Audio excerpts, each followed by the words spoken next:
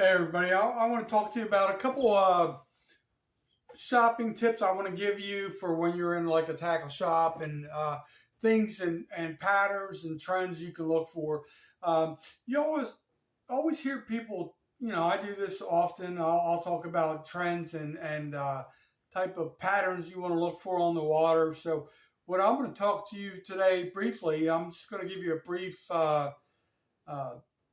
demonstration, basically just to train you to like think in a different pattern when you go into a bait and tackle shop. So what I'm going to show you right now are a couple things. These are all from the same brand, but you'll understand why at the end of the video. So this is a very, very common color pattern on most brands of fishing. You have the red head blended into the white. A lot of times it can be a red head blended into a silver body, but this is a very common pattern. So it can be in all different types of lures. So I'm going to show you another type of lure where this can be demonstrated. And these are different. These are all the same brands, like I told you before, but there's a reason. I'm going to tell you at the end. But when you go into a bait and tackle shop, I want you to start now scanning and analyzing the walls and look for common patterns of color. Like if you're in Southwest Florida, like is a mullet color the predominant color? It could be, you could have different bill shapes or whatever, but as you're looking around and shopping through that bait and tackle shop, what is a pattern of commonality, I guess you could call it. So anyway, here's another type of different design bait with the same color pattern. There's a reason I'm showing you this color pattern, and I'm going to tell you here briefly. So here is another type of different type plug, basically 3 different type lures with the same color pattern. So when you go into any type of bait and tackle shop, at least I can vouch for it in Southwest Florida, you're going to see that commonality with that red head with a white body or a silver body. So I don't care what brand it is. If you look around, it could be a Yo-Zuri, it could be a Rapala, it could be a Heddon, or whatever it is, you're going to see that commonality. So my tip to you today is red and white. All right? Red and white. They're selling it all over the country in all different kinds of brands. So red and white, and you're not going to go wrong. So what I want to tell you additionally is, I'm sorry I have my head turned down, but these three lures right here, I'm going to send to a gentleman called Deer Slayer, because he's putting in the work. He deserves the recognition.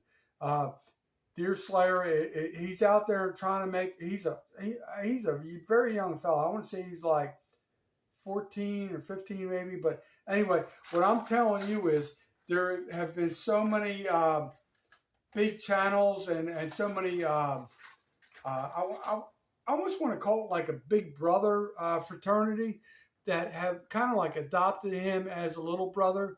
I don't want to sound corny or anything, but he deserves the recognition. So I'm periodically, I'm going to send him gifts. He can either utilize it for himself or do as donations. I know he really likes doing donations on his channel. And so I have a couple other things I'm not really going to, maybe I might, I think I will show them tonight. But anyway, so I've got some of these. There's 3 little individual Bass Pro decals. There's another one of those 3 individual Bass Pro decals. So what my message is to Deer Slayer and anybody else, these are only $1.99. It's pretty good value. I'm not going to lie to you. So you could cut these out and individually, and you could gift these to people for 67 cents a piece or whatever the hell that comes out to. And then here's I'm waiting on some of my other American flags to come in, so I wanted to do something patriotic. I still want to carry on that theme until I can distribute them myself. I think I may have one I found by accident, American flag. It's not like this, but this is another thing that can be cut in half, and I'm gonna be shipping all those out to Deerslayer. Kid's putting in the work. I think he just went on vacation, so good for him, but so this is a two-part video. Look at Deerslayer, and also understand when you're shopping in a bait and tackle shop,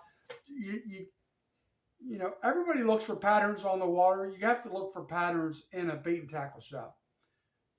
Like what I have often said before in the past is if you're looking at a peg hook, I don't know if I can display this properly in front of you, but if you have 6 of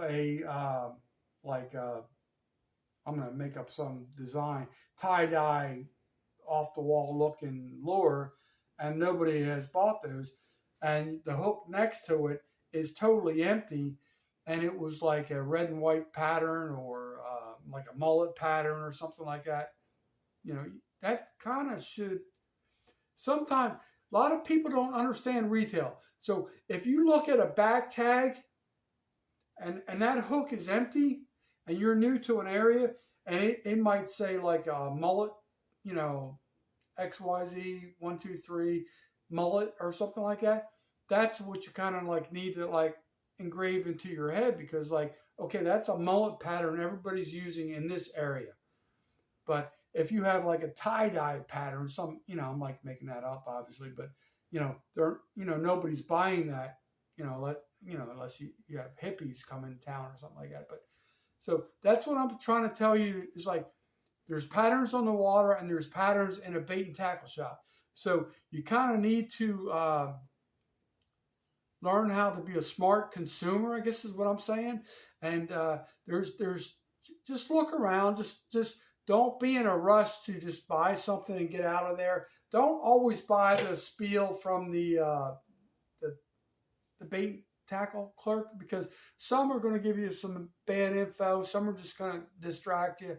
Just what I would tell you is to go in there and just kind of like analyze and scan the whole area, and then slow down and think about your mission. So if you're new in the town, you might have to ask them questions. That's A-okay, no problem with that. But just use some of your own common sense. Look for the common patterns, what may be occurring in that area. It could be a good bait and tackle shop you're in, or it could be a horrible bait and tackle shop. So I don't know what to tell you as far as, I'm not going to be there to assist you when you're there. But if you want to hit me up, say, hey, I'm going to, Pensacola, Florida, or, like, I can give you some general information about what to do in Pensacola, Florida. I can tell you a lot more in Southwest Florida. But anyway, so that's pretty much the general topic. So there's trends on the water you need to look for, and there's trends in a bait and tackle shop you need to look for. So anyway, I'm done with that, and I appreciate you tuning in.